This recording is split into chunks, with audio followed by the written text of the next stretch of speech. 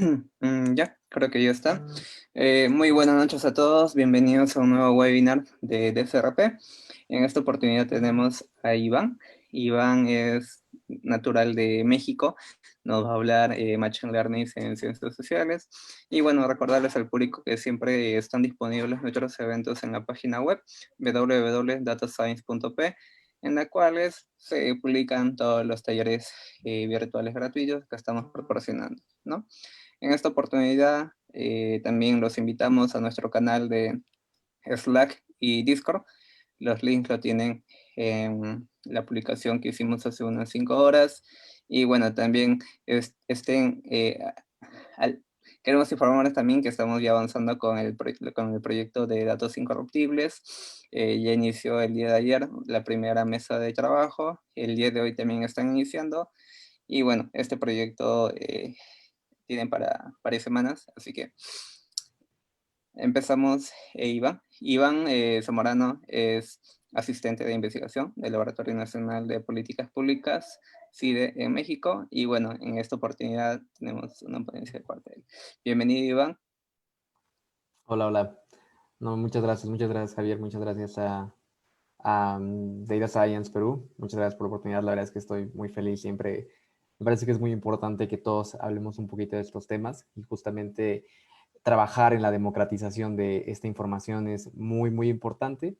Entonces, pues vaya, ahorita les voy a presentar un poquito respecto a algunos casos prácticos de Machine Learning, prácticamente también pasando desde la parte básica y entender qué es Machine Learning. Yo sé que este es algo que está dirigido para personas que son un poquito más trainees, que ya están un poquito más experimentados, pero creo que nunca está de más volver a ver y volver a recuperar estos conceptos, ¿no? O sea, ver qué es lo que podemos recuperar y qué conceptos son importantes siempre que estamos haciendo un poquito de ciencia de datos. Y bueno, pues entonces déjenme, primero les comparto pantalla. Permítanme. Mm, a ver, aquí está. Me parece que ya se ve, ¿no? Ahí me Sí, puedes sí decir se si se puede ve. ver. Va, perfecto. Pues entonces, como les había comentado, pues primero tenemos que comenzar por preguntarnos realmente qué es Machine Learning, ¿no? En realidad, ¿qué es lo que entendemos por Machine Learning? Y en particular, siempre que hablamos de esto y hablamos de aprendizaje, hablamos de un aprendizaje de máquina, como generalmente nosotros lo conocemos en español, suena un poquito a ciencia o un poquito más a magia, ¿no? Parece algo que está muy lejano realmente y que parece algo bastante complejo. Yo de los cursos que he dado también y de todos estos temas de los que he aprendido, me gustaría decir es que en realidad no es nada complejo, o bueno, no es tan complejo como podría parecerlo, ¿no? No es algo, no es una caja mágica de la cual todo ocurre. En realidad son conceptos muy simples, principalmente de álgebra lineal y conceptos de estadística.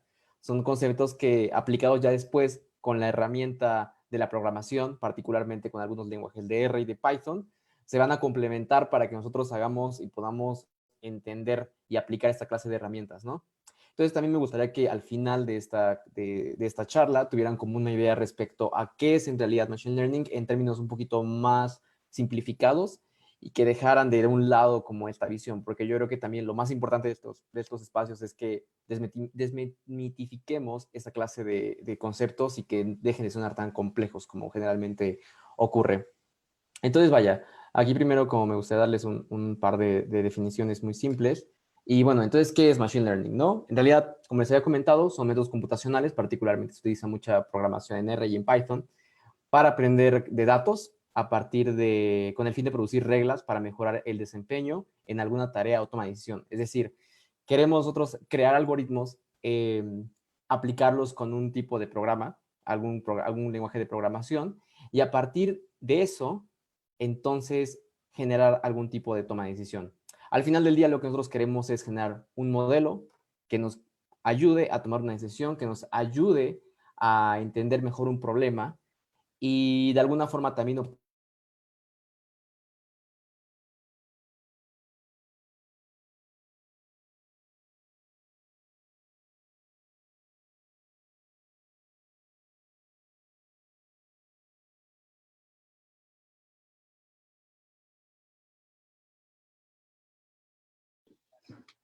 Iván, ¿nos escuchas?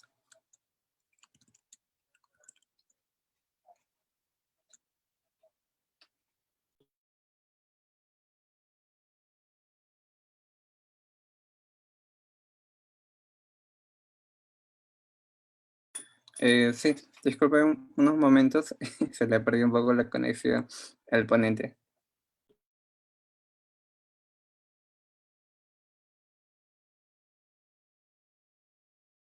Bueno, sí, en unos momentos se vuelve a conectar. Se le falló el internet.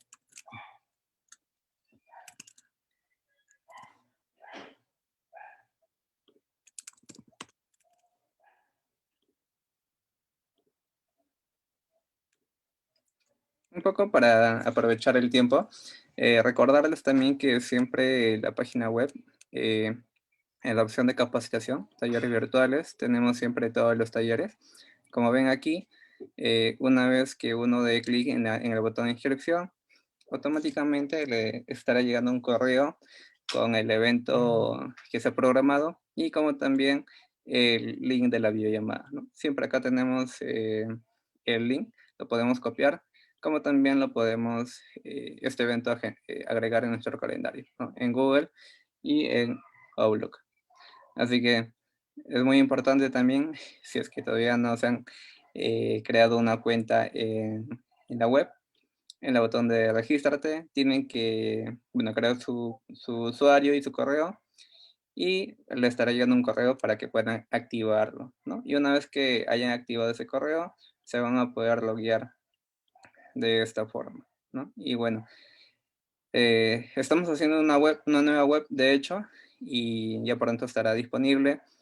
Y también ya está disponible en nuestro canal de Discord. Se están uniendo más personas, estamos agregando más bots a esta plataforma. Por ahí vamos a colgar también ofertas de empleo, también grupo de off topic, y así, ¿no? Ahí va a haber canales también para principiantes, para nivel intermedio avanzado, que quieran hablar específicamente de Machine Learning, Deep Learning, NLP u otros temas adicionales. Bueno, también hay un bot de música, así que e incluso vamos a tener reuniones también, ¿no? Hay una sala de reuniones para que podamos de vez en cuando hablar de todo un poco, ¿no? Y un momento, no vuelve todavía el ponente. Así que esperamos unos minutitos y, verdad. También recordarles que siempre estamos sacando en nuestro blog algunas notas interesantes. Estamos hablando de un poco de Datos en Women, una comunidad interna que promueve la educación a más mujeres en tecnología, ¿no? En ciencia de datos. Pueden unirse también. Tienen su propia página de Facebook también, Datos en Women. Y bueno, están haciendo muchos eventos también, están invitando ponentes para que puedan hablar. Y también hay algunas noticias de Python, ¿no? ¿Cuáles son las características? ¿Cuáles son las razones por las cuales deberíamos aprender Python? Y bueno, hay muchos más detalles. Como les mencionamos, vamos a estar agregando más contenido muy pronto. Y me comenta el docente que se le acaba de ir la luz, así que esperemos de que no, esperemos que se vuelva a conectar en unos minutos. Pero bueno.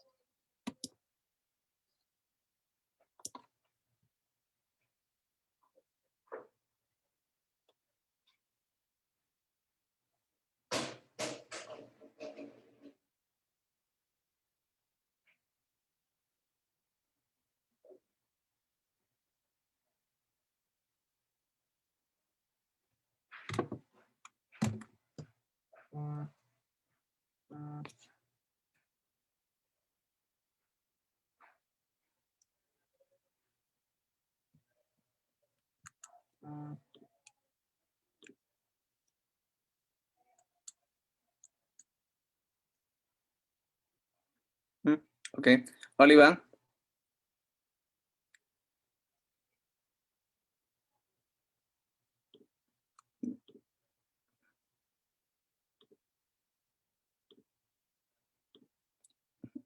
Hola, Iván. ¿Ahora sí me escuchas?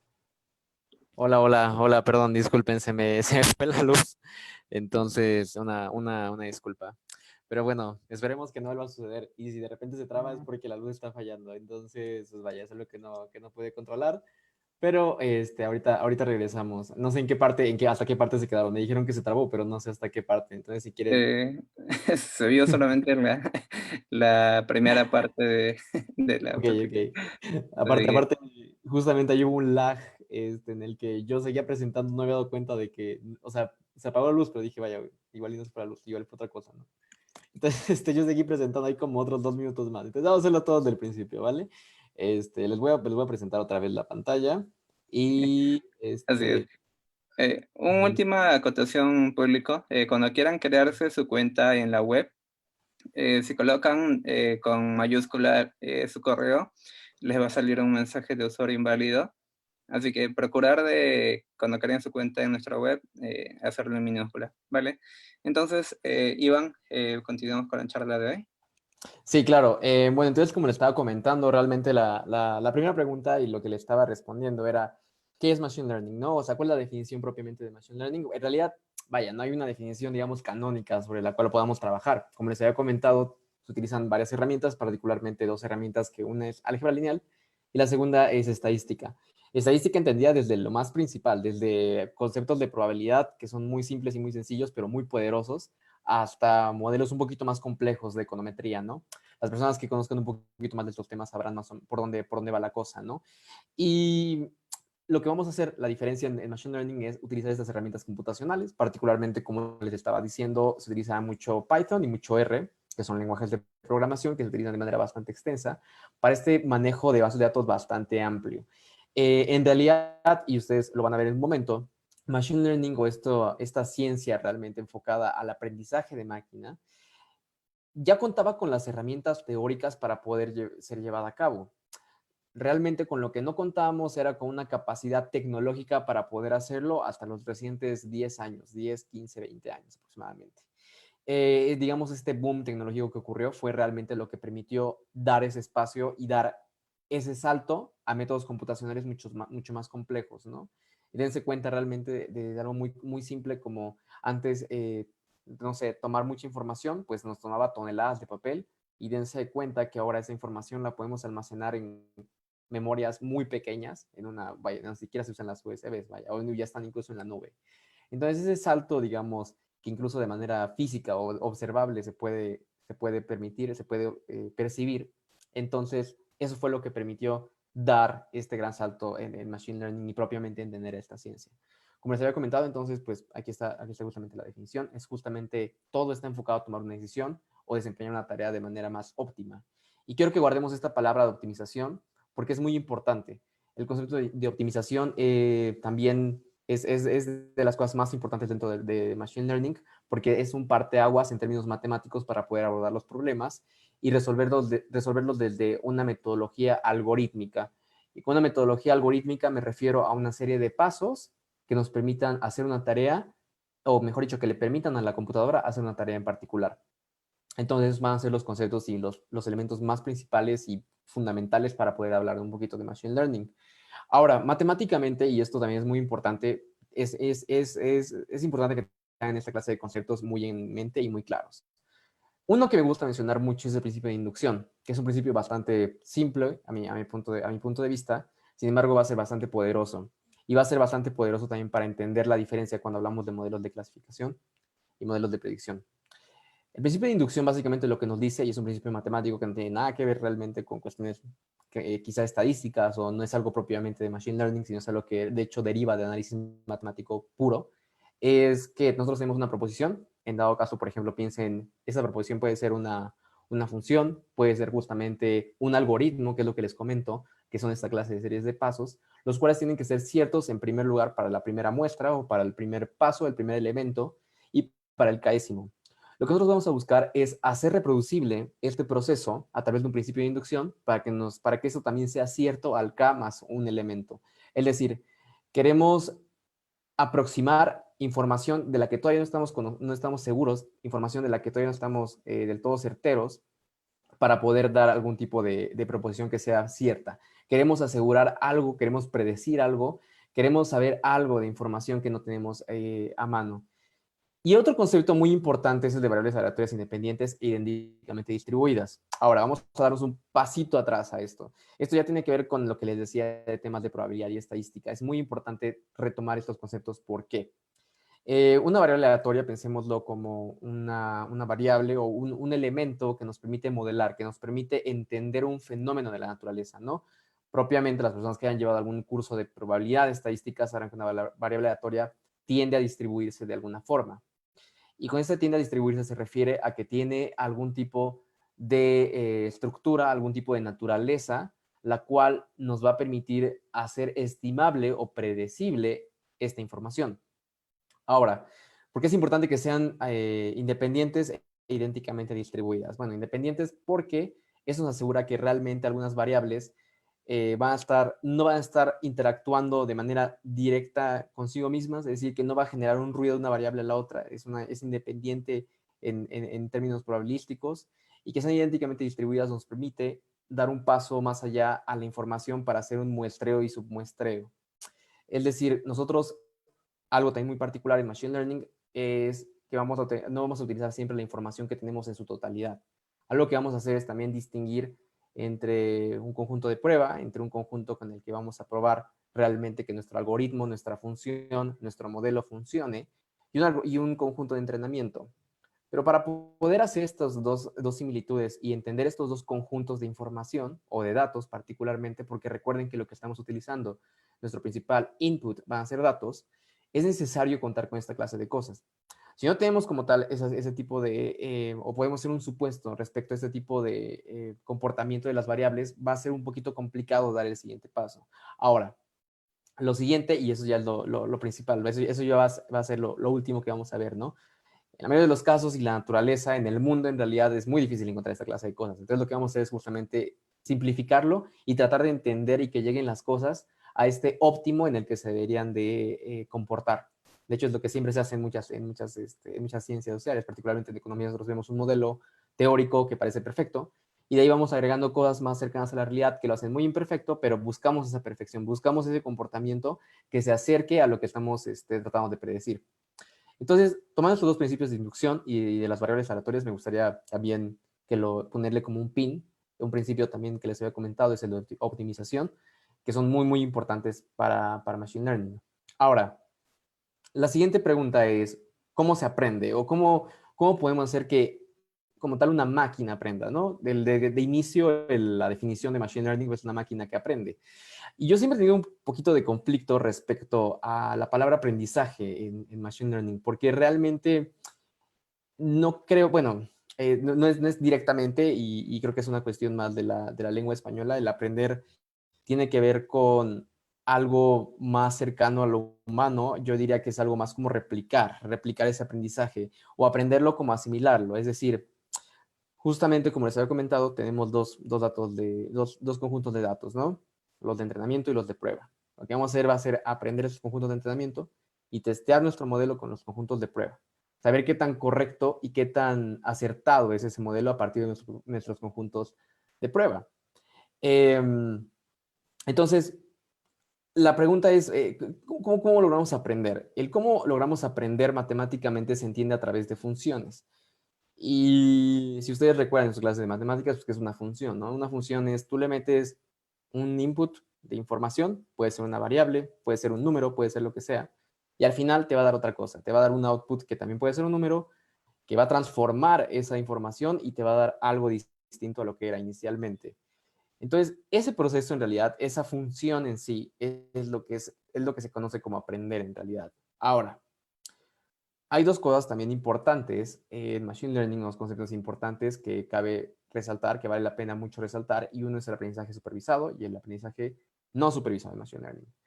El aprendizaje supervisado como tal busca tiene, valga la redundancia, un fin, está supervisado porque busca un fin en particular. Y recuerden aquí un poquito lo que yo les decía con el concepto de inducción, ¿no?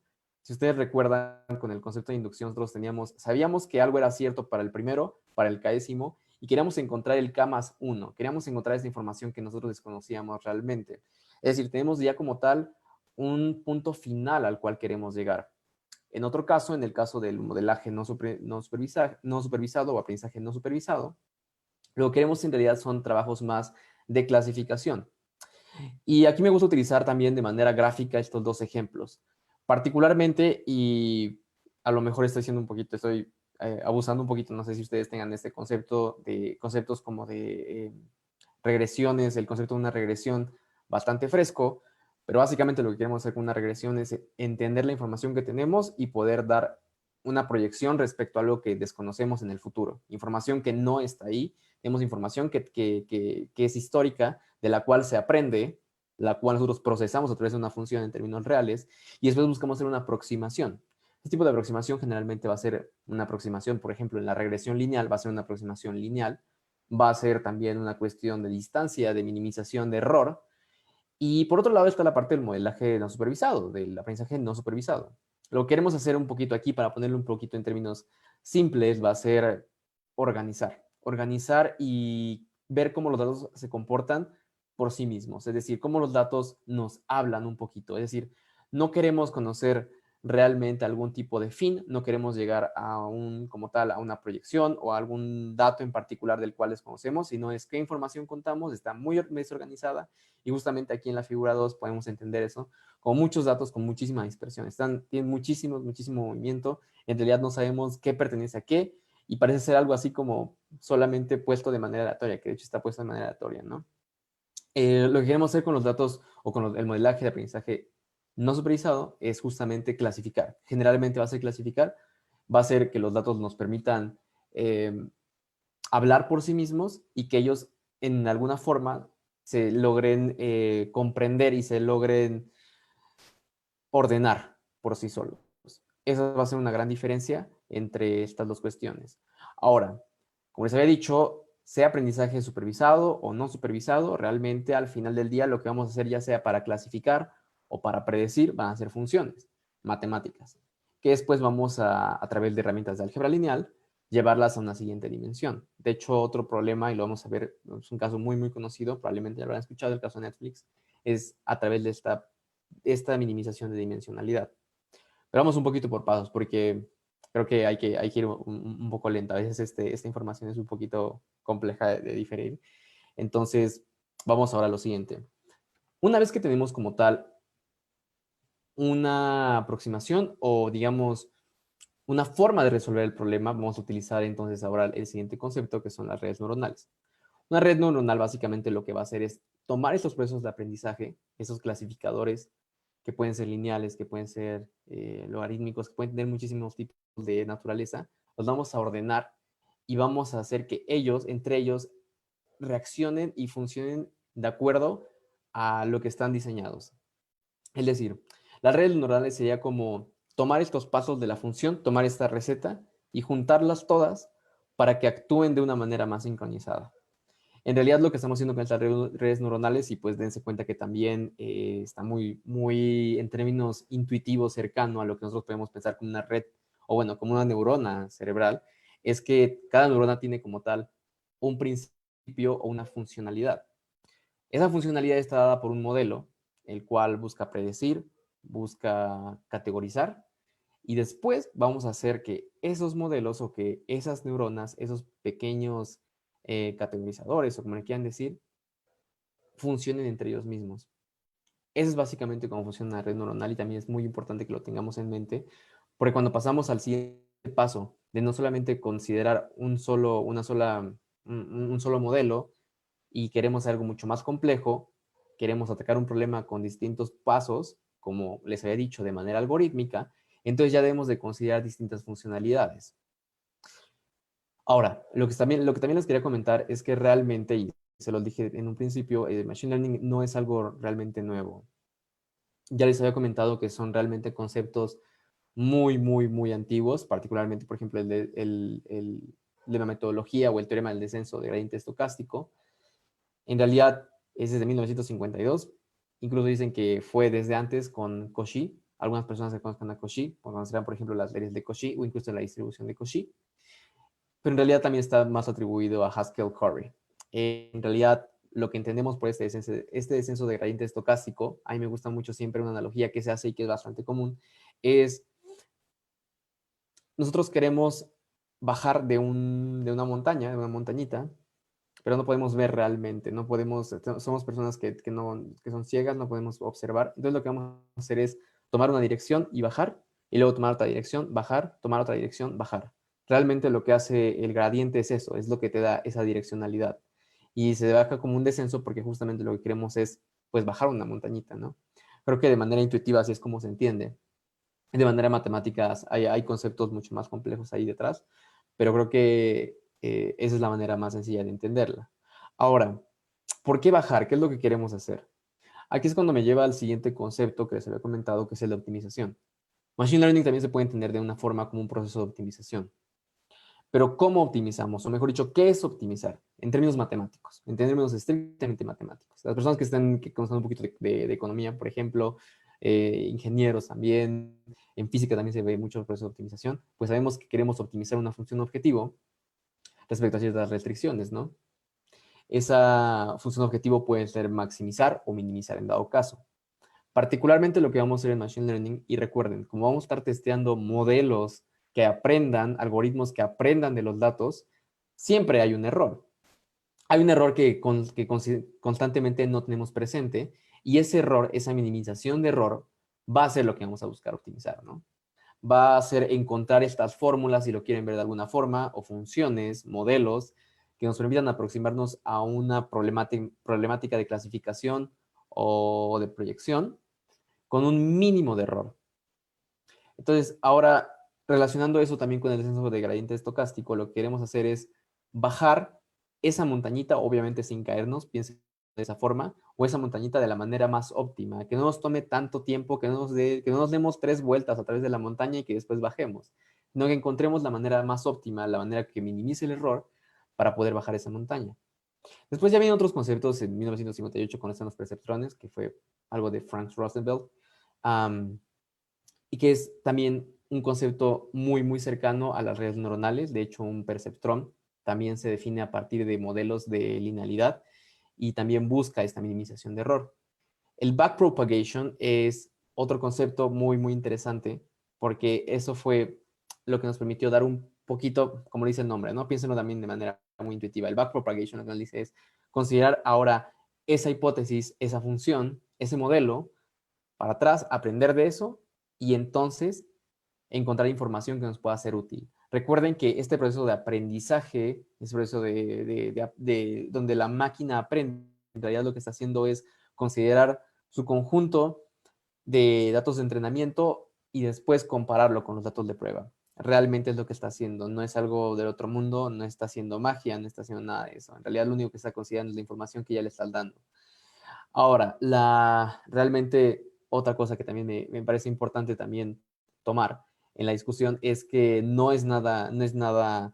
este, no es algo sencillo, no es trivial definir, por ejemplo, el conjunto de datos y el conjunto de datos de entrenamiento y el conjunto de datos de prueba. Eso no es nada trivial, de verdad no es absolutamente nada trivial, pero en términos de simplicidad vamos a dejarlo así.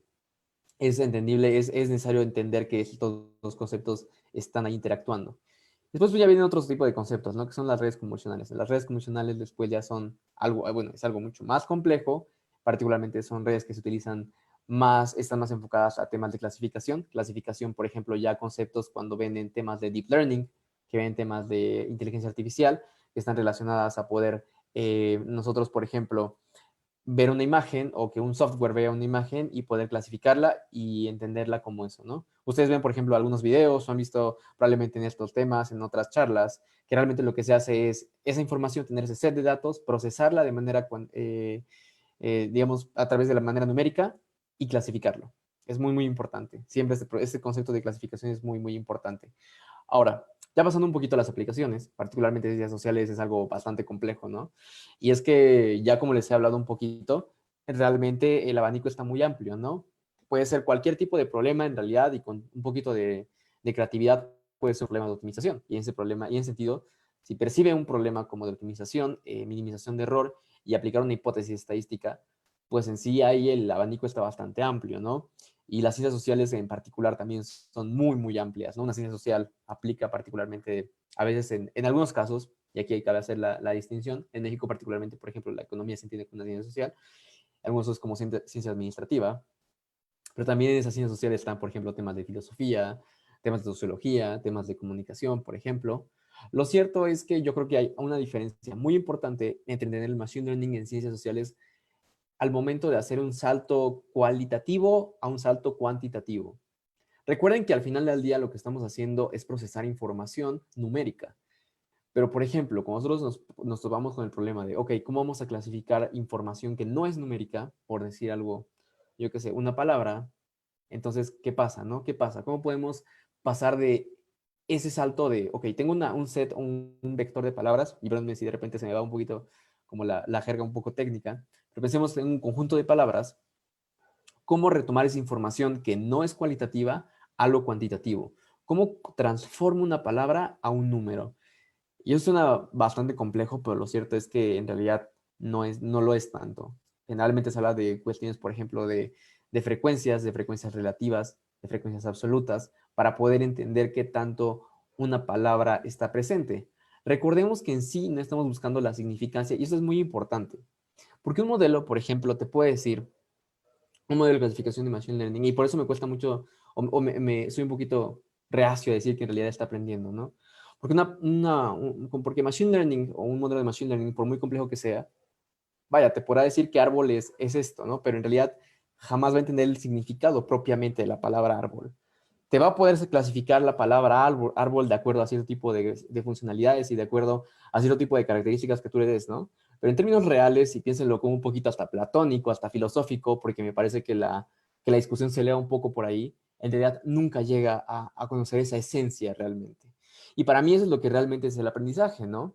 No solamente, y lo decía Platón, de hecho, no es solamente pensar en el árbol y yo ver un árbol y identificar un árbol, ok, esa es la primera parte. Y en ese sentido se puede decir que está aprendiendo. Pero yo cuando pienso en un árbol, en realidad, ese concepto de árbol, eso es aprender, eso es realmente el topos uranos platónico del que nos hablaban. Entonces, creo que a mi parecer, a veces esta cuestión como de aprendizaje queda algo sesgada respecto a que realmente, incluso de manera a veces muy, muy llevada al extremo, se cree que incluso las máquinas pueden tener algún tipo de conciencia con algunas cuestiones de inteligencia artificial, cuando lo cierto es que no, está muy lejano. Jamás va a tener como tal esa posibilidad de poder entender de manera conceptual algo o alguna palabra o algún tipo de generalidad que no sea física o que no tenga como tal este input de información. Entonces, bueno, dicho eso, ahora sí me gustaría como enfocar un poquito las aplicaciones, particularmente, por ejemplo, algo que se ha hecho, y recuerden, lo que queremos hacer es una de dos: proyectar o predecir información, y otra es clasificar información. Particularmente en economía, y muchas de las aplicaciones que voy a dar son en casos de economía, en casos de negocios, en casos de administración. Vemos, por ejemplo, que muchas veces hay información con la que no tenemos acceso directamente. Particularmente un problema en economía que es bastante común es nosotros estimar el ingreso, ¿no? Estimar el ingreso a partir de distintas variables proxies, es decir, variables indirectas a lo que realmente nosotros queremos. Sabemos que por X o Y razón, una persona es muy difícil que te diga realmente su ingreso, aunque tú seas alguien de gobierno. Entonces, pensando a un problema desde esa información, desde qué es lo que yo quiero conocer y con qué información cuento, podemos generar ese tipo de variables. Ahora, el siguiente paso es cómo lo estimo. Y ese cómo lo estimo es también está muy cercano a la cuestión del modelaje, está muy cercano a la cuestión de la función. De qué forma yo puedo contener la información que ya tengo y estimar, hacer algún tipo de aproximación, ¿no? O incluso proyectar con la información que yo tengo. Realmente, y a mí me parece mucho que una analogía también en economía dicen, por ejemplo, que no habría un problema económico si no existiera escasez. Y aquí también en Data Science y particularmente Machine Learning, no habría Machine Learning si tuviéramos toda la información que queremos. Realmente muchas veces lo que ocurre es que queremos contener información, proyectar información de la cual, una, no estamos seguros, o dos, de plano no conocemos. Entonces, esa clase de información, por ejemplo, puede ser una aplicación en la que de manera indirecta se puede hacer. En economía hay un tipo de aproximación o una estimación de ingreso que es a partir de focos, a partir de nivel de servicios, a partir de otro tipo de herramientas que las personas generalmente cuando tienen un ingreso alto perciben, pero que no declaran de manera directa, por X o Y razón, como un nivel de ingreso.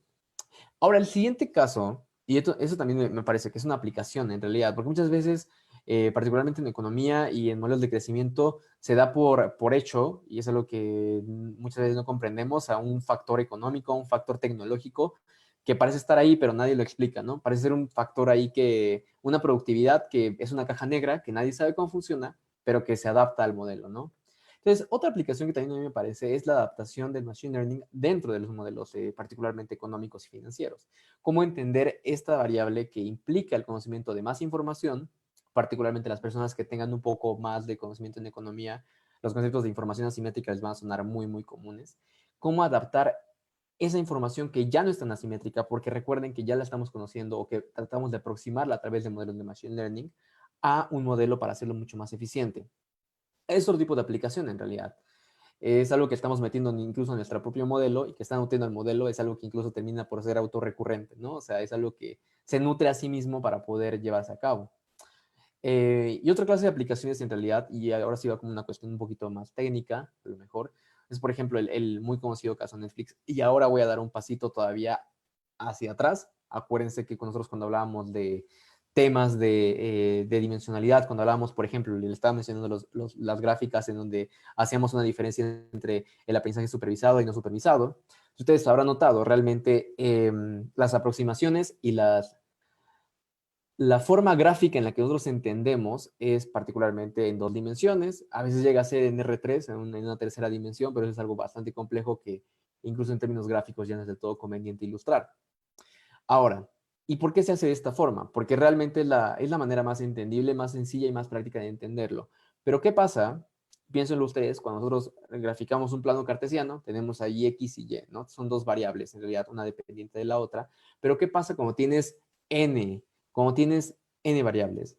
Y aquí es donde también entra un concepto importante también la inducción. Por eso es tan importante la inducción. Porque la inducción nos permite dar el paso matemático, el paso de la estadística para poder llevar a cabo un algoritmo y hacerlo más grande, ¿no? Llevarlo a la décima, a las n dimensiones que tú quieras. Ahora, esto suena bastante o relativamente sencillo, ¿no? Lo cierto es que no es absolutamente sencillo. Es un problema, de hecho, de complejidad, es una reducción de complejidad, es una reducción de dimensionalidad para poder entender un problema. Les voy a platicar un poquito del caso de Netflix, creo que es bastante conocido y no voy a tardar tanto tiempo porque creo que ya lo conocerán, ya les sonará bastante. Realmente lo que se trataba de hacer con el caso de Netflix era entender a partir de un set de información, a partir de ciertas variables, como les había comentado, proxies, variables indirectas, hacer una recomendación a una persona de cierto tipo de películas, ¿no? O sea, tú, por ejemplo, tenías la información respecto a cómo calificaba un cierto tipo de películas y qué películas veía, ¿no? Y a partir de eso, ahora, con esta información, que era de verdad, o bueno, que es en realidad, es algo monstruoso, ahora sí clasifícamelo, ¿no? Lo primero que tienes que hacer, y como les había comentado, es pasar de un problema complejo a algo más simple. Y es algo que incluso quizá por aquí sí podrá tener un poquito de sentido que le llamen como aprendizaje. Es algo que, por ejemplo, en las empresas es bastante común, ¿no? Desarrollar un problema complejo, quitarle esa complejidad, desmenuzar el problema, es lo que nosotros vamos a atender o vamos a entender en Machine Learning como una reducción de dimensionalidad. Entonces, particularmente, como les había comentado, aquí tenemos muchísima información, información que se puede traducir en miles de películas. Lo siguiente que vamos a hacer es entonces, incluso parecería que la receta es primero clasificarlo, ¿no? Les había comentado un poquito de, en principio, aprendizaje no supervisado. Clasificar esa información y ordenarla para que tuviera un poco más de sentido, que no fuera solo revuelto, que no fuera mucho ruido y que hubiera mucha dispersión en esa información. No. Primero vamos a clasificarla, vamos a permitir que los datos se ordenen por sí mismos, vamos a darles un orden, vamos a ver que sea algo armónico. Y en segundo lugar, lo que queremos entonces va a ser algo más supervisado, es decir, algo que permita proyectar, algo que al final del día me dé una recomendación. Con ese yo saber que quiero que me dé una recomendación en particular, yo conozco el objetivo que mi modelo busca, ¿no? Y eso es muy importante porque entonces yo ya voy a poder trabajar y modelar en función de ese objetivo. Particularmente lo que se hizo en Netflix fue a partir de una reducción de dimensionalidad, aplicar un modelo que nos diera una definición de cuáles son los más óptimos. Ahora, por ejemplo, es un ejemplo que a mí me gusta retomar bastante, ¿no? O sea, nosotros tenemos un set de información y me gusta pensarlo también. Otra razón por la que la reducción de dimensionalidad es tan importante es porque nos ayuda mucho a entender los problemas de una manera más realista. Es decir, si yo quiero tomar, no sé, por ejemplo, pensemos en una palabra como la palabra taza. Tenemos aquí una taza. O sea, aquí está mi taza. De hecho, me la regaló mi novia. Está muy bonita. Y tenemos la palabra ratón, por ejemplo. Pensemos en la palabra ratón. Realmente esas dos palabras están exageradamente lejanas, ¿no? Y es algo que nosotros lo entendemos porque también de manera realista es poco probable ver una taza y ver un ratón. A menos de que sea una taza que tenga un ratoncito aquí, ¿no? Pero es poco probable. O una taza y un elefante, por ejemplo, ¿no? Pero, por ejemplo, o sea, anotamos la palabra taza y la palabra café, pues entonces eso suena mucho más cercano, ¿no? Esa cercanía y esa, digamos, incluso composición, que parece muy simple y muy sencilla porque en una taza yo vierto el café, es algo que yo comprendo, ¿no? Pero en términos de información, piénsenlo como en un plano muy simplificado, piénsenlo que la distancia que existe entre la taza y el café es mucho más cercana a la de una taza y un elefante. Y hablo de un elefante real, o sea, un elefante, no un dibujo de elefante, sino un elefante real. Es muy importante considerar este concepto de distancia porque, a mi parecer, la mayoría de los pasos grandes de Machine Learning, incluso la misma regresión lineal, que es una minimización de distancia, parte de eso, de qué tan lejos o cerca se encuentra una información a la otra, un dato al otro, para poder clasificarlos y para poder predecirlos. Entonces, eso es algo muy, muy importante que en Machine Learning también se aplica, pero ojo, ahora acá va el siguiente punto. Hay algunas cosas o algunos límites que a mí me gustaría mostrar, que es, en términos, ahora, bajo este concepto y bajo esta premisa, bajo este discurso de la información y de la distancia, en realidad, ¿qué pasa, por ejemplo, si tenemos exageradamente una información muy, muy, muy detallada? Es decir, si nosotros sabemos o tenemos un modelo que nos da exactamente lo que ya conocemos. Y una persona, en primer lugar, pensaría, pues es lo que queremos, ¿no? O sea, queremos hacer un modelo que se parezca, que esté lo más cercano a la realidad, ¿no? Que esté muy cercano y que nos dé información que sea verídica al 100%. Pero ojo, recuerden que en algún momento y antes de todo esto les había comentado que también el problema, Machine Learning se entiende también como un problema de optimización. Y un problema de optimización tendría que ser un poco más detallado como un problema de minimización de error. El error es existente. Ya partimos de que existe un error. Y si el error es cero, entonces parece en realidad que no está haciendo nada. En términos reales es, ok, yo tengo información y la trato de modelar de manera matemática con una regresión lineal, o bueno, en este caso no puede ser una regresión lineal porque no se va a ajustar, pero supongamos, yo quiero hacer un modelo que lo modele de manera perfecta, ¿no? Valga la redundancia. Pero si ese modelo me está dando la misma información que ya tengo, o sea, estoy haciendo, piénsenlo como la función. Ahora, mejor, creo que pensémoslo de esta forma, piénsenlo como una función. Como les había comentado, a una función tú le das un input de información, aplicas una función y te da el mismo input. Entonces, parece que la función no está haciendo nada. En términos matemáticos no está haciendo absolutamente nada, no es como que está haciendo algo nuevo, ¿no? Está haciendo algún tipo de transformación que te está dando información, pero te está dando exactamente lo mismo. Entonces, pues es como si tomaras, en términos matemáticos, insisto, un número y lo multiplicaras por uno, pues en sí nos está dando información nueva. Y recuerden que lo que estamos buscando también en Machine Learning es obtener información desconocida.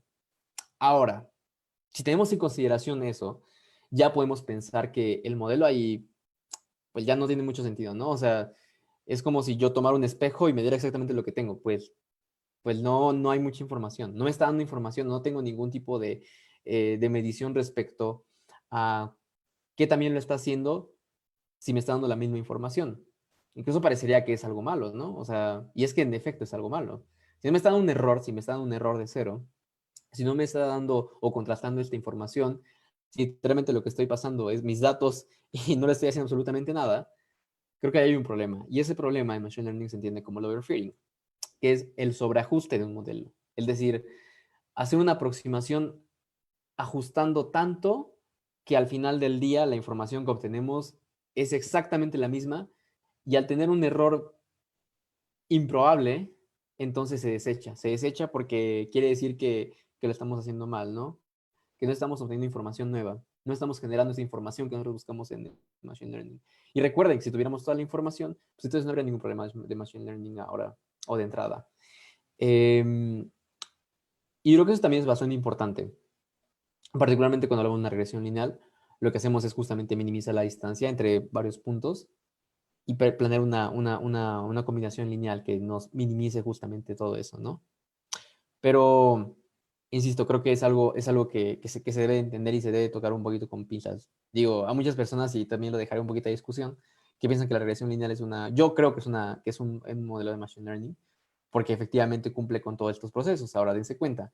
Y no es un poquito como por tomarlo, vaya, como una receta, pero es que hay ciertos conceptos que sí se deben de repetir, ¿no? Tenemos como tal, como les había dicho, un conjunto de datos que van a ser de prueba, un conjunto de datos que van a ser de entrenamiento, un error estimable, que va a ser como tal una función de pérdida o una función que nos va a permitir medir el error de nuestro modelo o nuestra hipótesis, y como tal, pues un outcome, ¿no? Va a ser la información que queremos predecir o que queremos clasificar. Eso lo tenemos, por ejemplo, todos en una regresión lineal y por eso a mí me parece que sí es un machine learning. Pero insisto, eso también está un poquito a discusión. La discusión no es nada trivial y matemáticamente se puede complicar un poquito. Pero vaya, eso es también solamente para mostrarles un límite realmente respecto a no solo, y es algo que también me gusta mucho decir, Machine Learning no es la panacea. Machine Learning no es realmente el resultado o la respuesta a todo. Muchas veces, porque, por ejemplo, recuerdo en algún momento, decían, vaya, nosotros vamos a hablar de, por ejemplo, si tú ya sabes exactamente, y en términos físicos, ¿no? Vas a tirar una bala o una bala de cañón, no una pelota. No hay que ponernos tampoco tan bélicos. Una pelota, tú sabes de la pelota, conoces la pelota y vas a tirarla, conoces exactamente la fuerza, conoces exactamente la velocidad, conoces exactamente la fricción que va a hacer por el aire. En realidad aplicar un machine learning, pues no, la verdad es que no tiene ningún sentido. Muchas veces lo que ocurre también con esta clase de cosas es que se sobreexplotan de una manera negativa y terminas haciendo algo que ni siquiera tenía sentido en un principio. Entonces creo que también eso es otra limitante, no pedirle peras al olmo, no pedirle algo, no pensar que Machine Learning es la respuesta a todo, porque hay cosas y problemas que por su propia naturaleza no requieren un proceso tan complejo de Machine Learning. Y en segundo lugar, tampoco la información te va a permitir hacer eso. Y otro tipo de límites que me llaman la atención y que siempre pongo también esta imagen.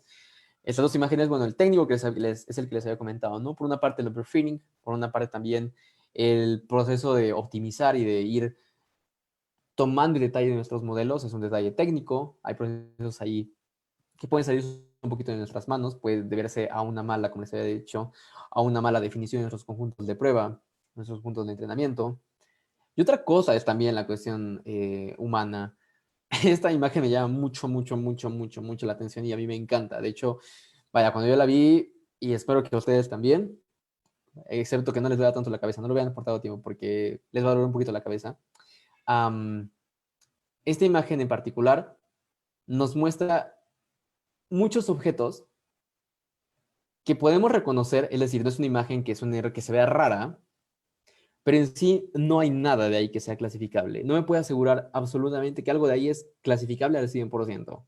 Algunas, y me llama mucho la atención, muchas personas dicen, no, es que yo veo, no sé, veo unos aretes, o veo, yo qué sé, ahí como un peluche, o veo algo ahí, pero lo cierto es que no hay nada. O sea, realmente la imagen está creada para que no podamos clasificar. Y yo creo que eso también amerita mucho esa limitante. Una limitante en el sentido humano. Recordemos que lo que estamos tratando es aprender es un modelo de aprendizaje, es un modelo que busca tomar la información que obtiene y clasificarla.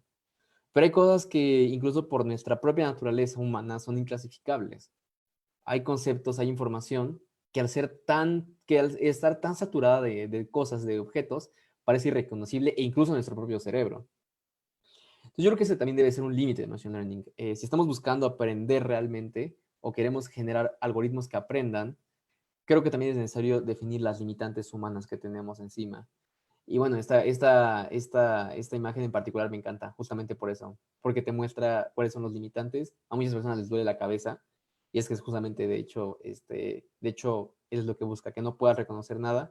Y más en particular, forma parte también de bueno, la imagen por sí misma fue creada para poder simular cuando una persona tiene un derrame cerebral. Es decir, cuando no puede clasificar y no puede, cuando digamos, y de manera muy somera y muy tonta, yo creo que un poquito hasta simplista, no, su modelo o su proceso de clasificación no está funcionando. Pero creo que incluso también vale la pena para entender que hay información que desde nuestra propia identificación humana no es clasificable, ¿no? O no es predecible al tener tanta información. Yo creo que también es algo que se debe desmitificar bastante, particularmente Machine Learning, porque, insisto, es una herramienta, yo creo que matemática es una herramienta muy buena, es una herramienta muy formal, es una herramienta bastante elegante, también diría yo, pero no es la panacea. Entonces, no es por desmotivarlos ni nada, es solamente para mostrarles los limitantes y justamente para que no llegue alguien y les diga Machine Learning es la respuesta a todo.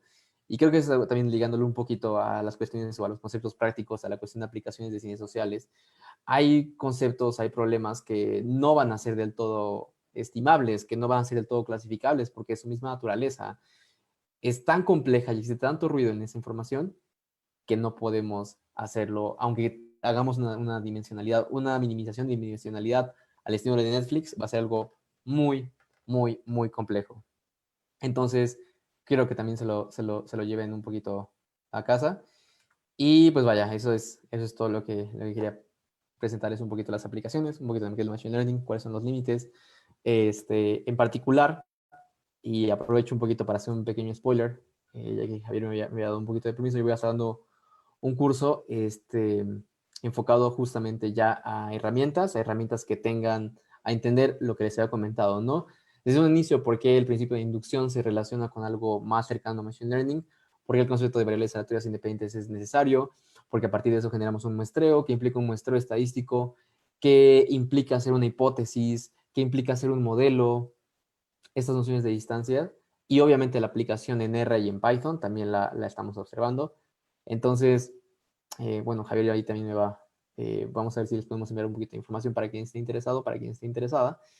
Y pues vaya, vamos a ver distintos modelos ahí también. Vamos obviamente a entender ya de manera programada y un poquito más desarrollada, es algo que no se puede hacer en una hora, pero un poquito más desarrollada, qué es una red neuronal, qué es el teorema, bueno, la metodología del gradiente descendiente, y toda esta clase de herramientas que nos pueden servir para poder hacer una mejor aproximación a distintos problemas sociales. Y pues vaya, espero, no sé si tengan alguna duda, tenemos 7 minutos. Muchas gracias, Iván.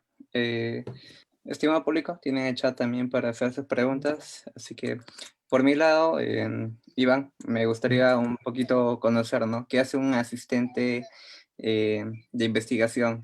¿No? Para que también el público entienda, ¿no? Que si es que en algún momento quiera postular a este cargo. Sí, claro. Bueno, un asistente de investigación en particular lo que hace todos los procesos de investigación o cuando vemos un paper, lleva un proceso bastante complejo, ¿no? Y va desde lo más simple que es plantear un problema, plantear una pregunta. Esa es la parte más interesante, plantear una pregunta que yo quiero responder. Y esa pregunta puede ser en todos los términos. Particularmente en ciencias sociales, yo he trabajado en proyectos que van desde, por ejemplo, estimar a una proyección de voto, una proyección de intención de voto en un estado en particular de México o en un país, hasta, como les había comentado, hacer una estimación de ingreso, hasta hacer algún tipo de geolocalización, hasta hacer algún tipo de clasificación de noticias que puedan permitirnos, que nos puedan permitir dar una medición más certera a un tipo de problema en particular, de opinión pública, particularmente fue en el que yo estoy trabajando. Esos son los problemas y quiero hacer como, pues, hacer el hincapié en la parte de ciencias sociales. ¿Y qué es lo que hace en realidad? ¿Qué es lo que se hace? Pues bueno, como un asistente de investigación te haces literalmente de todo, ¿no? Desde checar literalmente la parte de checar la bibliografía, checar cuáles son los papers, ver qué es lo que ya se ha hecho y ver qué pregunta es original. Porque no solamente es qué pregunta quieres hacerte, es qué pregunta te has hecho o te estás haciendo que no se han hecho los demás. Y eso es muy complejo, eso es bastante complejo. Hacerte una pregunta que nadie se ha hecho es muy difícil. Una metodología y particularmente las personas que se dedican a investigación tienen un doctorado y el doctorado lo que te ayuda y a lo que te invita es hacer este tipo de preguntas de una manera formal, que tengan cierto tipo de ciencia y cierto tipo de rigor detrás. Detrás de esa información, detrás de estar checando la bibliografía, estar checando papers, estar checando información, también viene un poquito ya la parte analítica, la parte un poquito más técnica de estar procesando la información. Una vez más, ¿con qué tipo de información contamos para poder probar que una hipótesis es cierta? Sí, la pregunta de investigación es contrastable con la realidad o parte de un fenómeno que ha pasado o que va a suceder. Ahora, después de eso, es procesar la información, ver un poquito qué podemos sacar de esa información, qué información es un poquito de data cleaning, sacar información que nos puede ser útil, que no nos puede ser útil, minimizar este ruido que es el que les había comentado para no tener puntitos por ahí. Y después de eso, trabajar también un poquito del modelaje. El modelaje va a ser al final de cuentas lo que les había dicho, ¿no? Va a ser esta herramienta que lo que nos va a permitir va a ser responder esa pregunta, no contrastar una hipótesis, contrastar algún tipo de metodología respecto a otra. Eso es a lo que, bueno, lo que se hace en investigación y particularmente en investigación es todo lo que también hace, es a lo que todo contribuye. Y bueno, también al final también un poquito de, pues, de meterle un poco de mano al paper respecto a la redacción. Es un trabajo principalmente académico que requiere también mucha constancia y yo creo que un poquito de creatividad. Y eso es básicamente lo que hacemos.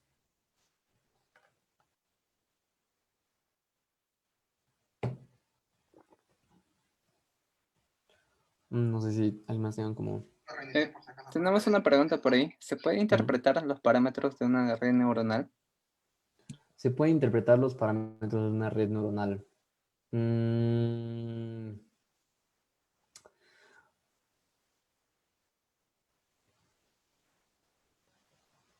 sí. Bueno, bueno, depende. A ver, bueno, qué vas a hacer con esa red neuronal? Depende. En realidad depende un poco qué es lo que quieres hacer con esa red neuronal. O sea, no sé cuál sea no sé quién hizo la pregunta, pero particularmente una red neuronal, ¿para qué? Creo que sería la primera pregunta, ¿no? O sea, ¿para qué quieres hacer la Ori, red neuronal? ¿puedes activar tu micrófono si deseas y explicarnos un poco más?